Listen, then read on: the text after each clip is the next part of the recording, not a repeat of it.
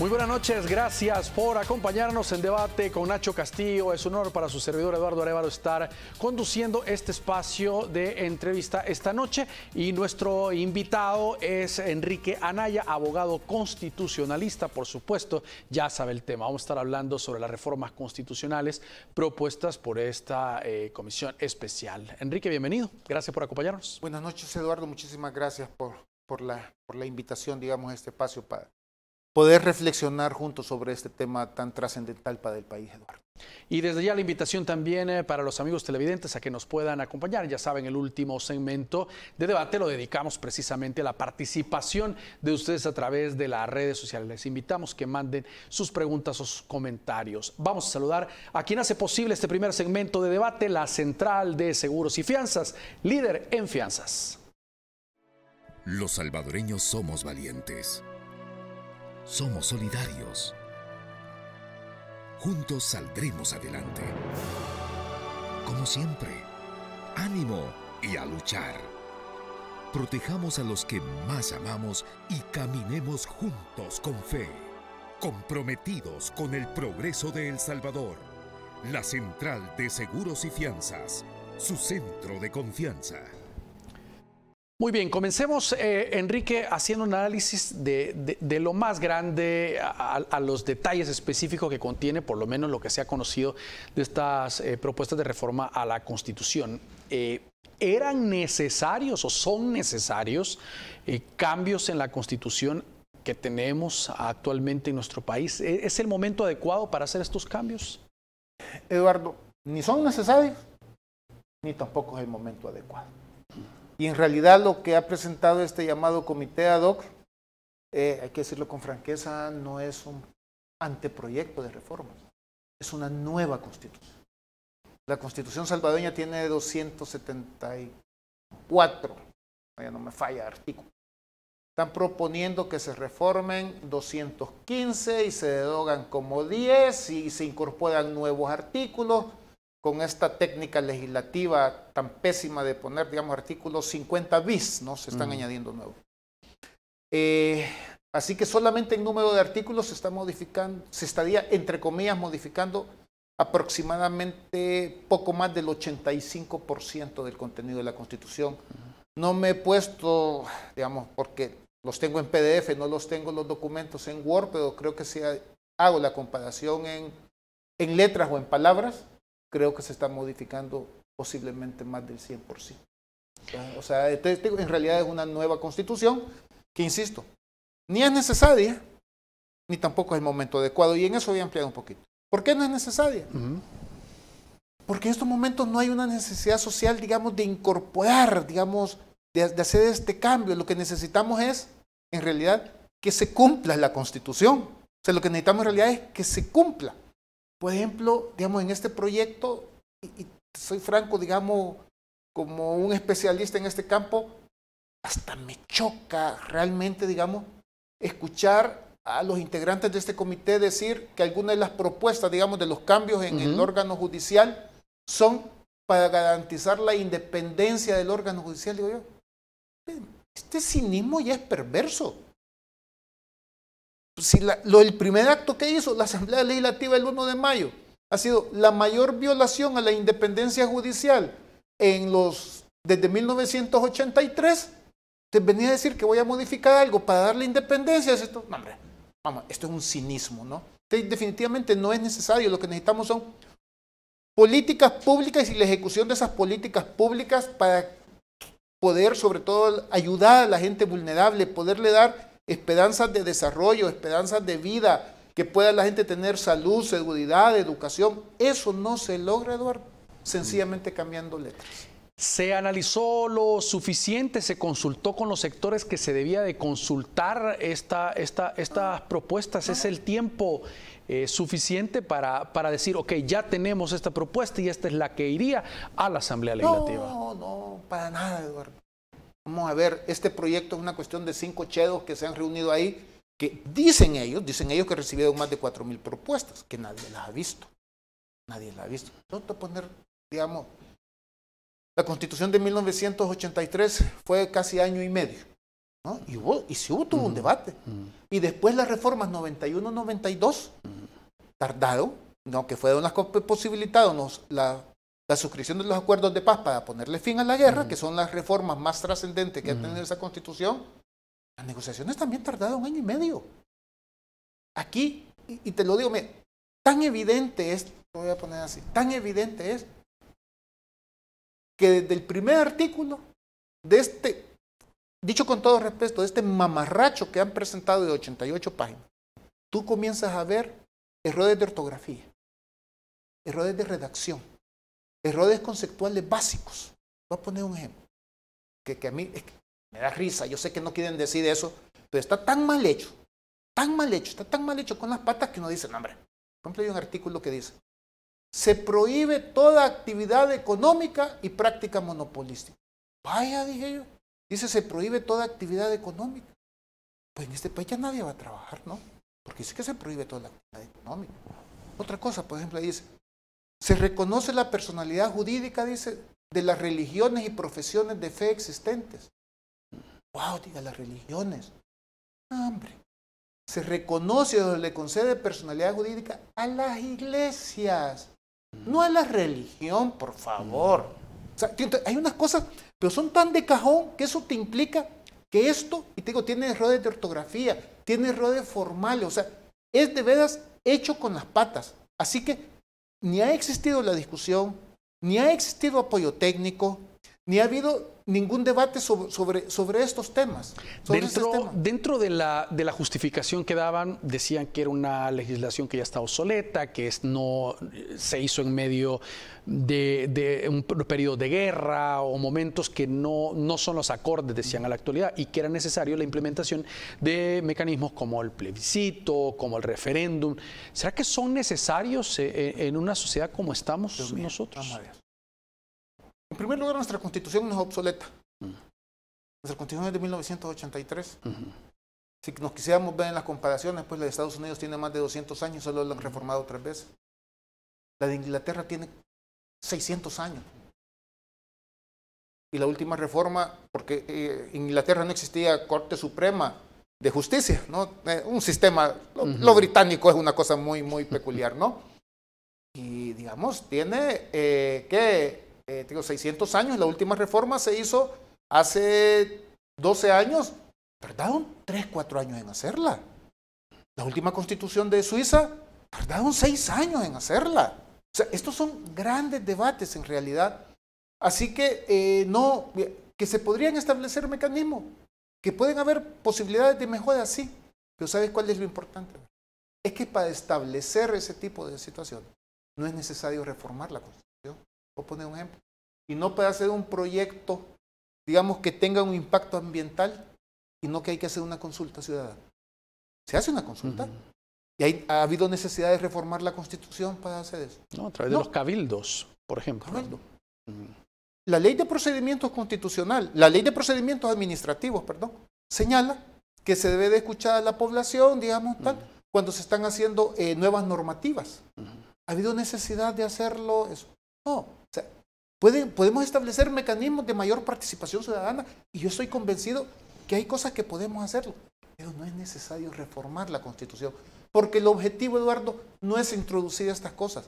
El objetivo es cambiar radicalmente el sistema político y democrático del país. Y lo decía hoy un mismo integrante de esta comité ad hoc. En una entrevista hoy en la mañana en la televisión, el entrevistador le pregunta pues que si es una nueva constitución, una reforma, y uno de los integrantes dice, no, que solo es una constitución mejorada, dice. Como diciendo, es la misma. Digo, si le estás cambiando el 85% no es la misma. Pero el otro entrevistado, también integrante de este comité, fue más honesto y dijo, es que le estamos cambiando el ADN a la Constitución. Si tú le estás cambiando el ADN, le estás cambiando la esencia, le estás cambiando el núcleo. Aunque tú dejes algunos 20 artículos iguales, pero es una nueva Constitución, definitivamente, ¿no? Es una nueva Constitución. Así que insisto, 1, no es necesario, 2, no es el momento, y me explico por qué, y 3, no se ha hecho un proceso adecuado. Y voy a decir por qué no es el momento. Porque hay que ver desde dónde viene la iniciativa para esta, entre comillas, reforma, esta nueva constitución. ¿De dónde viene? Del Poder Ejecutivo. Y el Poder Ejecutivo tiene credenciales democráticas. Podemos pensar si el Ejecutivo, con la conducta real, no con el discurso, y que eso es importante que la población, que los televidentes lo tengan presente. A los políticos se les evalúa por el discurso, se les examina por sus conductas reales. Un presidente que invade militarmente la Asamblea el 9 de febrero. Un presidente que incumple resoluciones judiciales. Un presidente que amenazaba a magistrados de la Sala de lo Constitucional. Un presidente que durante la pandemia ordenó masivas detenciones ilegales como no existía desde la época de la guerra. Oficialmente más de 2.500 personas y no oficialmente más de 4.000 personas fueron detenidas ilegalmente durante la pandemia. Un presidente que ordena a sus diputados que destituyan a los magistrados de la Sala de lo Constitucional. ¿Qué credenciales democráticas va a tener? Y definitivamente, lo que mal empieza, mal termina. No podemos esperar que esta administración, que tiene unas características tan antidemocráticas como nunca lo habíamos tenido desde 1983, vamos a esperar que pueda producir un producto democrático. No está en su esencia. No lo puede, o sea, no le corresponde. Lo que quieren ver es cómo se establecen algunos cambios y algunas reglas que digamos, las podemos ver, digamos, no. El detalle creo que no vale la pena, pero sí conceptualmente, para poder consolidar un régimen, digamos, autocrático, cleptocrático, ¿no? Personalista, ¿no? Y quiero decir lo que esto ya lo hemos padecido en El Salvador, ¿no? Hoy ya no es necesario, ¿no? Digamos, que los militares sean los que estén, digamos, ahí mandando, ¿no? La última opinión consultiva de la Corte Interamericana de Derechos Humanos, la que estableció que no es un derecho humano la reelección presidencial, que no lo es, dice. Fue una consulta de Colombia por el problema de Venezuela. Entonces lo dice, precisamente señala la Corte Interamericana que hoy en día los mayores ataques a los sistemas democráticos no vienen por cambios abruptos, vienen a través de medidas que van desmontando el sistema democrático por gobiernos que han llegado democráticamente. Félix Ulloa dijo que le preguntaron por qué no iba a haber más discusión o por qué no fue tanto y dijo, bueno, no corresponde a la comisión ad hoc, este tema va a la Asamblea y si debe haber discusión debe de ser en la Asamblea. ¿Habría discusión en la Asamblea así como está conformada? No, Eduardo. O sea, igual, veamos las realidades. ¿Es la actual legislatura? ¿Tiene una composición que permita una discusión? No, ya sabemos pues que por 64 votos aprueban lo que se ordena, es más, no solamente lo que le ordena, lo que les mandan de Casa Presidencial, ¿no? Entonces, ahí no va a haber absolutamente ningún debate. Sencillamente van a hablar de esos discursos, digamos, vacíos de contenido, vacíos de realidades, ¿no? Que van a decir, estamos incorporando nuevos derechos, estamos haciendo... La población, eso no te da de comer, eso no te da salud, eso no te da seguridad. Hay que crear políticas públicas y hay que decirle a nuestros gobernantes políticas públicas reales y ejecución de políticas públicas. Muy bien, tenemos que hacer la primera pausa del programa. Le invitamos a que pueda participar a través de las diferentes plataformas. En el último segmento leemos algunos de sus comentarios o preguntas a nuestro invitado de esta noche. Enrique, entremos de fondo a algunas de las reformas que más pues, se ha estado conociendo a través de la prensa o más reacción han tenido. Por ejemplo, el periodo presidencial, incrementarlo de 5 a 6 años con la probabilidad no reelección indefinida, lo dejaron establecido. Actualmente 2 periodos que deben de pasar para poder una reelección presidencial. En este caso eliminan uno, sería la consiguiente, o sea, pasa uno y ya puede reelegirse y incrementa a 6 años. Mira, yo creo que precisamente, digamos, sin querer ver el detalle, pero te voy a decir, digamos, qué es lo que está de fondo detrás, ¿no? Y lo dejaron evidente desde el inicio. En definitiva, Eduardo, lo que van a establecer después es la reelección presidencial indefinida. Te comento por qué. El artículo 248 de la Constitución señala lo que se conocen como cláusulas pétreas de la Constitución. ¿Por qué? Porque una constitución, y hay que entender que una constitución no es en sí el papel, no es la letra, son las reglas, las normas que están ahí. Y a veces las normas no necesariamente, no te pueden decir todo, sino que te establece principios, tradiciones, digamos, reglas de conducta de cómo funciona un Estado. Básicamente la Constitución dice que no se puede reformar lo relativo al territorio de la República, al sistema político, la forma de gobierno y la alternabilidad en la presidencia de la República. Esas son las cláusulas pétreas, que se conocen como cláusulas pétreas. Y esas son las expresas. Ahora bien, implícitamente también hay cláusulas pétreas, sí, porque hay formas de proteger la Constitución. Y una de las formas clásicas de proteger la Constitución es a través de su propio mecanismo de reforma. Por eso es lo que en la jerga constitucional le llamamos procedimiento dificultado de reforma. Por eso es que en nuestra Constitución hay que intervenir, digamos, 2 legislaturas. Pues esas cláusulas pétreas están siendo modificadas en esta propuesta. Digamos, la alternabilidad en la presidencia de la República. Era discutible, digamos, cuando se presentó el señor Saca, que si eran un periodo o eran 2. Discutible, como todo texto es interpretable. Eso es por naturaleza. Pero ¿quién tiene en nuestro sistema jurídico? ¿Quién tiene la última palabra? En el sistema tal, la Sala de lo Constitucional. Correcto. A efectos prácticos, la Sala de lo Constitucional, por supuesto una sala legítima, ¿no? Es el intérprete auténtico de la Constitución. El intérprete auténtico de una Constitución no es la Asamblea Legislativa. La Asamblea Legislativa es el intérprete auténtico de las leyes. El intérprete auténtico de la Constitución es la Sala de Entonces, como estaba esa duda, la Sala de lo Constitucional solucionó el problema y dijo, son 2 periodos. Son 2 periodos. Esa regla, esa norma, queda incorporada en la Constitución. Porque las decisiones de la Sala lo que hacen es darle como más especificidad a lo que la Constitución dice. Lo que está dando, vaya, mira, ¿cómo vamos a entender eso? Lo vamos a entender de esta forma. Y eso es consustancial a lo que hace un sala, corte o tribunal constitucional. Eso es consustancial. La Sala de lo Constitucional de El Salvador lo ha hecho desde 1984. Especificar cómo se va a entender ahí esa disposición de la Constitución. Entonces ya la Sala dijo que 2. Como ya dijo que 2, esa es la regla. Entonces el principio de alternabilidad debe de entenderse que necesariamente son 2 periodos entre presidencia. Reducirlo a 1 les ha quedado pésimamente redactado, que además de eso no solucionan el problema que ellos quieren, pero quererlo reducir a 1 es cambiar ese principio. Es cambiar ese principio. Y tema 2, el sistema político también lo quieren modificar. Parte del sistema político, la Constitución dice que el sistema es democrático, representativo y también tiene una expresión que es pluralista. Y hay una regla, si la memoria no me falla, es el artículo 83, el último inciso que dice que la existencia de un partido político uno es incompatible con el sistema democrático y el sistema de la forma de gobierno. Lo dice expresamente. Ese artículo lo quitan. Quitan ese artículo. Hay otro artículo que a mí francamente me dejó temblando, digamos, de terror cuando lo vi.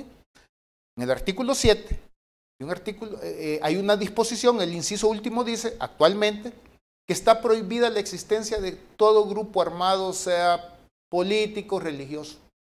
Hoy, y francamente, puedo especular, pues, pero hoy dice, en la propuesta dice, se prohíben los grupos armados, salvo lo que prevea la ley. ¿Cómo que la ley va a prever grupos armados? ¿Qué están queriendo hacer esta gente?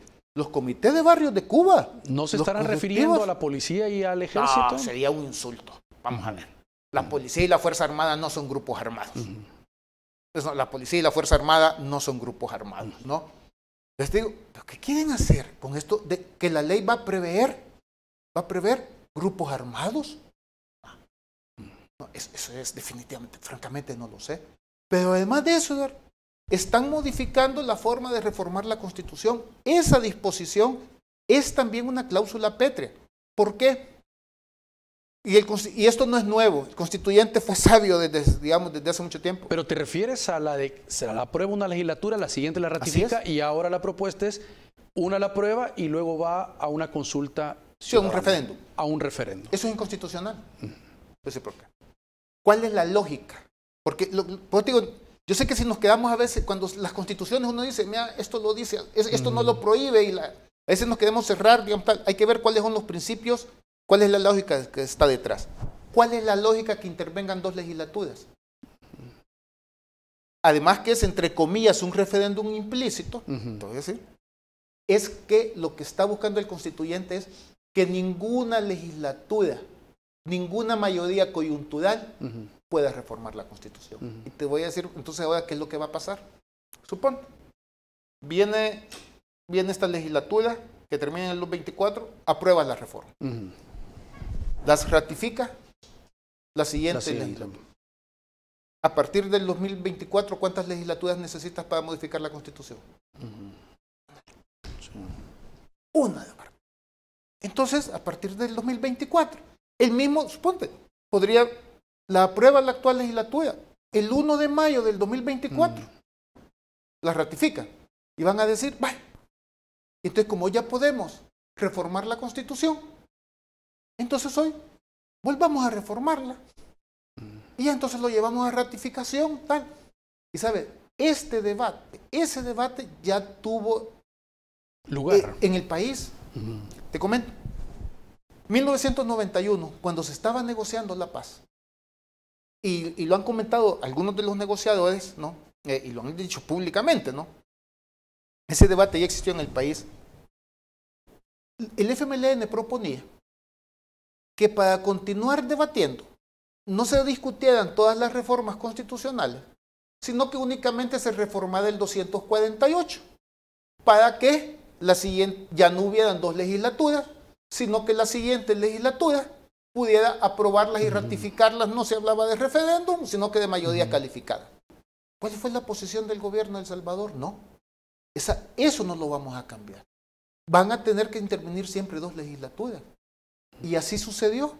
Y sabe que los negociadores del FMLN reconocen que eso fue una decisión acertada. Que el mecanismo de reforma de la Constitución no se pueda reformar en su esencia. Tú dirías, no hombre, pero mire, que el pueblo participe. Perfecto. Entonces, ¿por qué no mejor lo hacemos? Que una asamblea lo apruebe, que una legislatura lo apruebe, que la siguiente legislatura lo ratifique, y una vez ratificada la llevamos a confirmación por el pueblo. O sea, porque si queremos ser más participativos, perfecto. Pero no reduzcamos el carácter dificultado de la reforma. ¿Qué es lo que están queriendo hacer? ¿Qué se puede entender con esto de igualdad en derecho del no nacido como la madre? Así lo ponen. En caso de conflicto, establece la reforma, será la ley que defina cómo procede. Vamos a ver, eso, y no voy a entrar al tema de fondo, porque y por eso digamos que no quisiera, digamos, que entrar en detalles, porque estos son los grandes debates. Claro. Esos son los grandes debates sociales. Eso, en el fondo, en mi opinión, es sencillamente la apertura para la legalización en el aborto en El Salvador.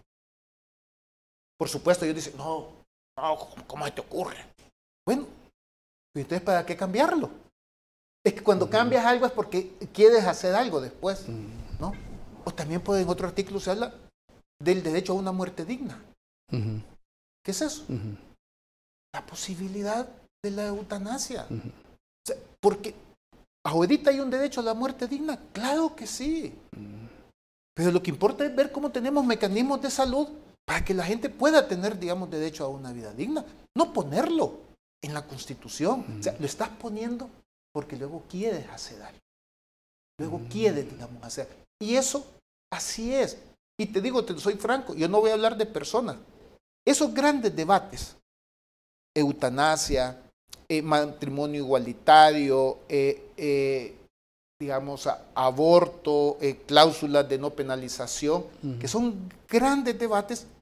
Por eso lo que me choca es que en primer lugar no toman una decisión. Hay una cobardía institucional de decir, no, pues, fíjate que aquí los dos tienen derechos, pero hay que la ley decida. El caso dice, se establece que toda persona tiene derecho a una familia y que la familia se constituye por matrimonio o cualquier vínculo jurídico. Te digo. O sea, lo dejan abierto. Lo están dejando abierto.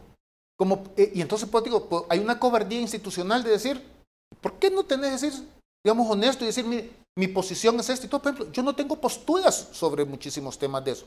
¿Por qué? Porque, digamos, no los he estudiado, hay que escuchar opiniones, hay cosas sobre las cuales yo no tengo postura. Lo que me parece una cobardía es dejar las frases ahí tan ambiguas, ¿no? Para que ahí me quepa todo. Pues no, ahorita no lo puedo decir directamente. Pues ya cuando ya tenga, digamos, ya cuando tenga ahí la Constitución y en el 2024 ya voy a poder hacer lo que me ronca la gana porque ya no necesito la siguiente legislatura, ahí ya me voy a empezar, digamos. ¿Quién resolvería estos temas en caso de presentar un recurso? En el país no tenemos sala de lo constitucional legítima, Eduardo. No hay nadie que lo resuelva. Que ese es el problema. Pues eso fue que el primer objetivo, ¿no? Cuando ya el 9 de febrero, en línea directa con Dios, le dijeron que tuviera paciencia. Entonces el 1 de mayo, pues el objetivo fue destituir a los magistrados, eliminar el control esencial y básico, digamos, de un sistema constitucional. Si ya no hay ese control, puede ser. Y, Eduardo, pero no es nada nuevo. Ese es el manual del autoritario.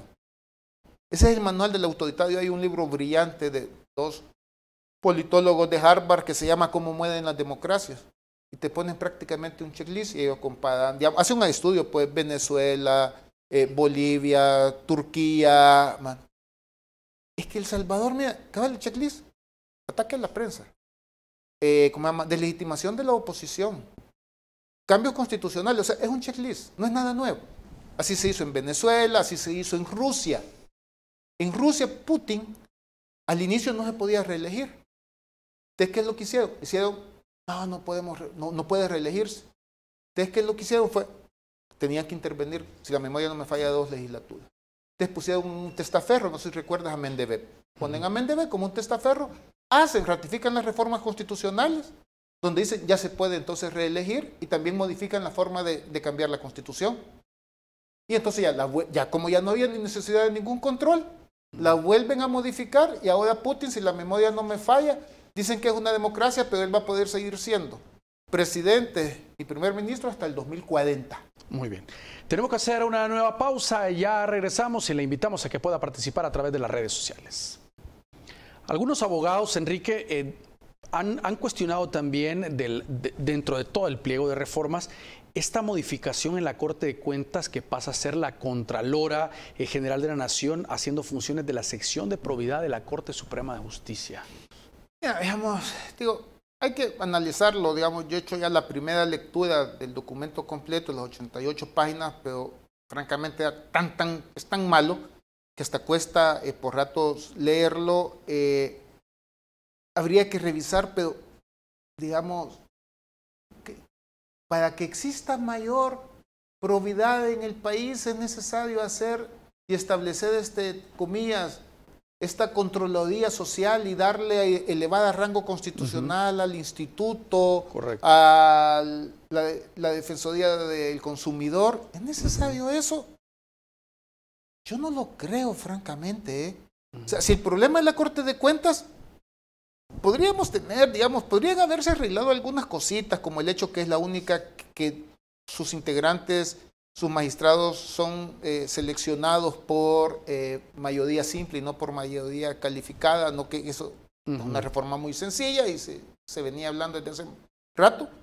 Los otros son temas de leyes y sobre todo es tema de funcionamientos. Y por eso digo, es que me parece de un cinismo perverso y ofensivo, por ejemplo, que diga, no, hoy elevamos a rango constitucional al Instituto de Acceso de la Información. Si prácticamente lo han destruido en menos de un año. El Instituto de Acceso a la Información estaba en ley, no está en Constitución, y había sido una institución, digamos, que francamente, digamos, había hecho, digamos, una excelente labor. Y te lo voy a decir, y sobre todo su primera composición, yo con el dolor de todos los amigos, que los quiero mucho, los colegas, ¿sabes por qué funcionaba muy bien? Porque habían 3 personas que no eran abogados. ¿Ah, sí? Sí. Habían 3 personas que no eran abogados. Y entonces los abogados a veces parece que como que nos amueblaran la mente. No, si aquí la Constitución o que la ley no dice esto, no lo hago. Y yo creo que lamentablemente algunos terminan no solamente amueblada la mente, sino que también con muebles empotrados, ¿verdad? Tal. Por ejemplo, y aquí digamos solamente comento la anécdota, la primera institución pública que comenzó a hacer notificaciones por el sistema electrónico y todo fue el Instituto de Acceso a la Información Pública. No necesitó reforma de ley, sino que te digo, hombre, si puede ser razonable, pues lo comenzaron a hacer. En cambio, los juzgados tuvieron que ir a pedir, la Corte Suprema fue a pedir una reforma para decir que lo podía hacer por electrónico. También comenzaron a recibir declaraciones a través de videoconferencias. No tuvieron necesidad de reforma de ley. Es más, hicieron varias veces algo que nunca se atrevió ni la Sala de lo Constitucional ni la Sala de Contencioso. Mandar a llamar a los funcionarios, sentarlos y declararlos. Yo tuve sentados a varios funcionarios que se negaban a entregar información, digamos, y debatir ahí con los funcionarios, digamos, interrogarlos. El instituto lo hizo sin ningún problema. Entonces, ¿crees que acaso con elevarle a rango constitucional el instituto ahora va a tener, digamos, un papel protagónico y todo? Si ya lo desmantelaron prácticamente en el último año, o el Tribunal de Ética Gubernamental, que también lo quieren incorporar ahí.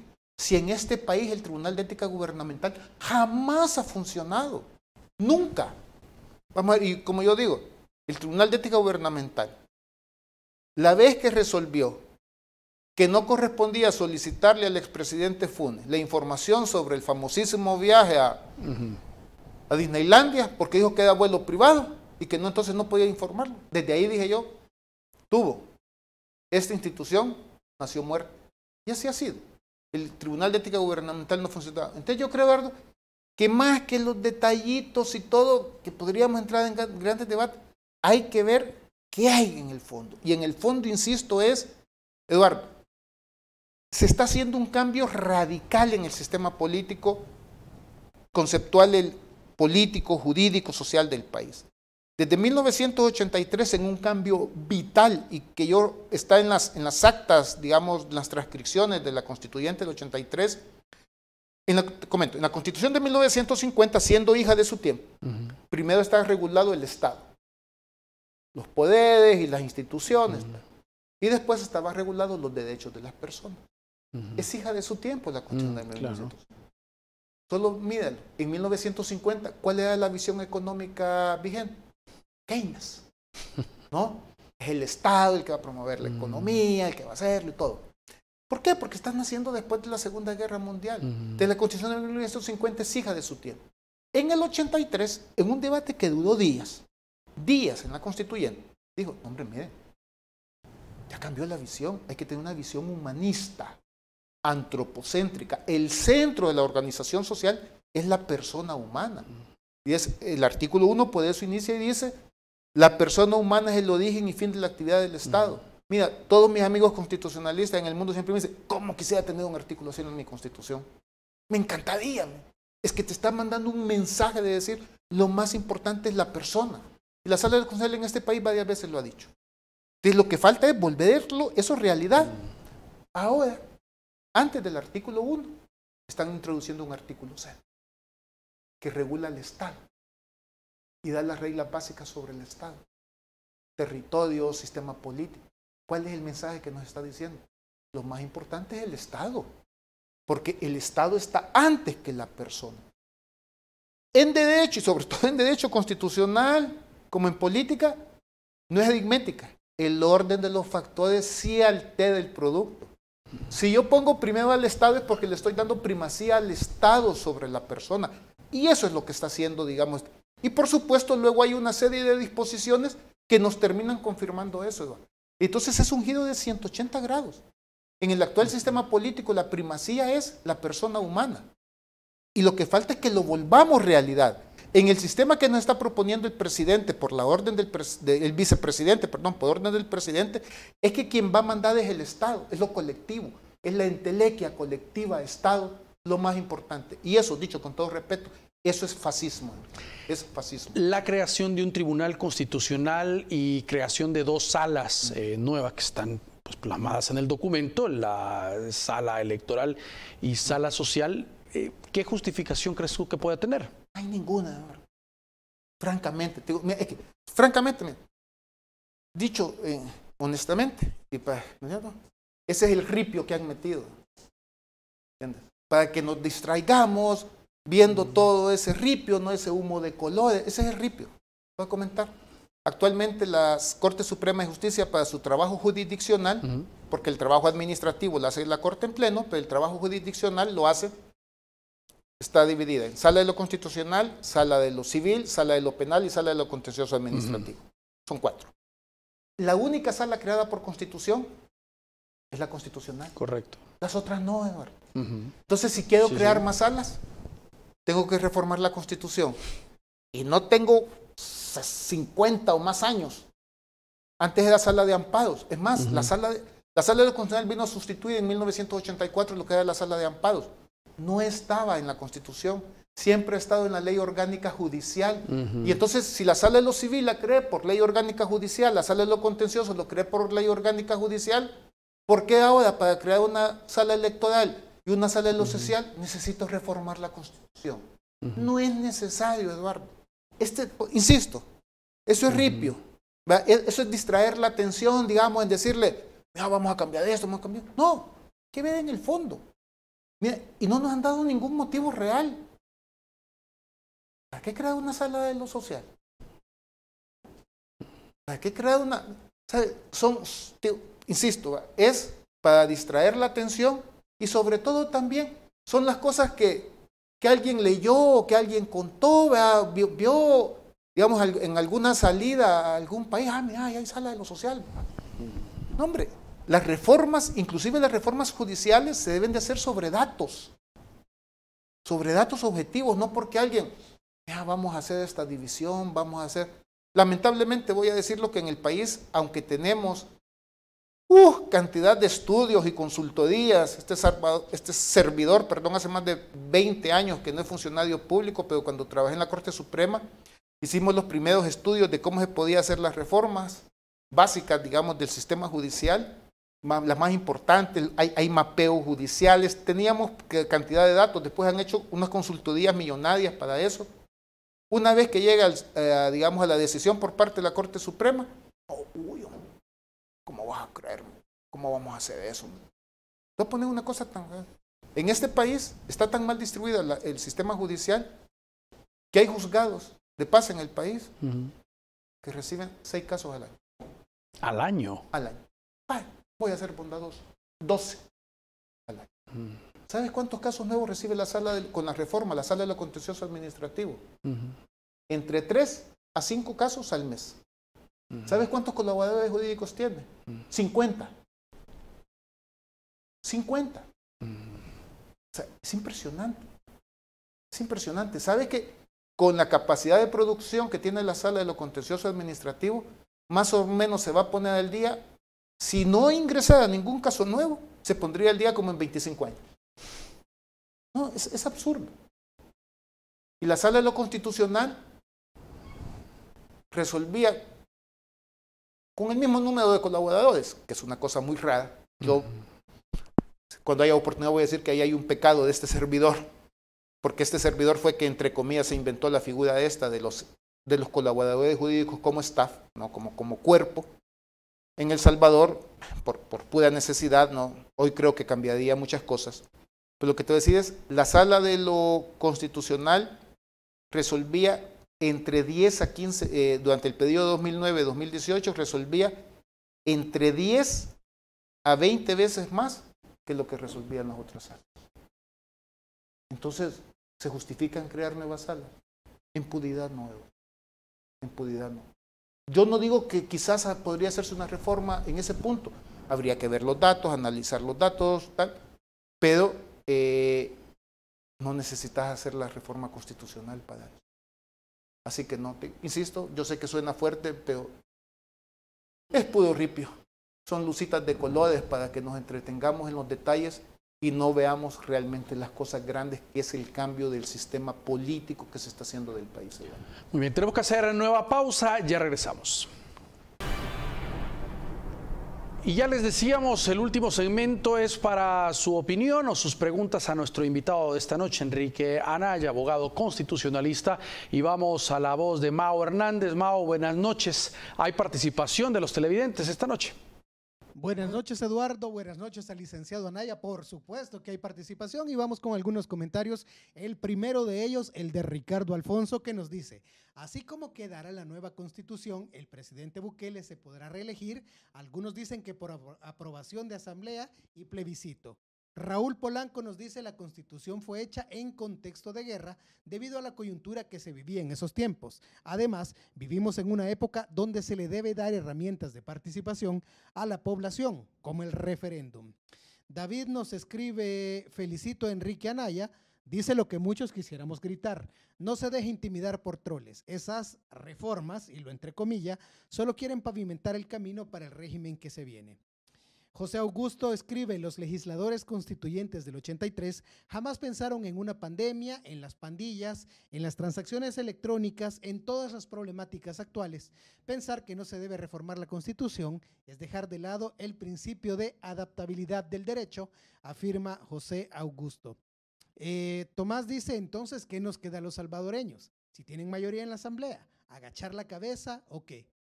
Facundo López dice: hace décadas se oponían a que las mujeres salvadoreñas pudieran votar con el pretexto de que la Constitución era de normas pétreas. Así se oponen ahora con tal de mantener el status quo y no beneficiar al pueblo. Y finalmente Dani nos escribe: toda norma debe evitar la ambigüedad, más si es una norma suprema, ya que abre puertas que pueden crear conflictos más adelante desde su aprobación, a menos que necesites esa ambigüedad para hacer algo, afirma nuestro amigo Dani. Vamos al set para las respuestas del licenciado Anaya, Eduardo. Muy bien.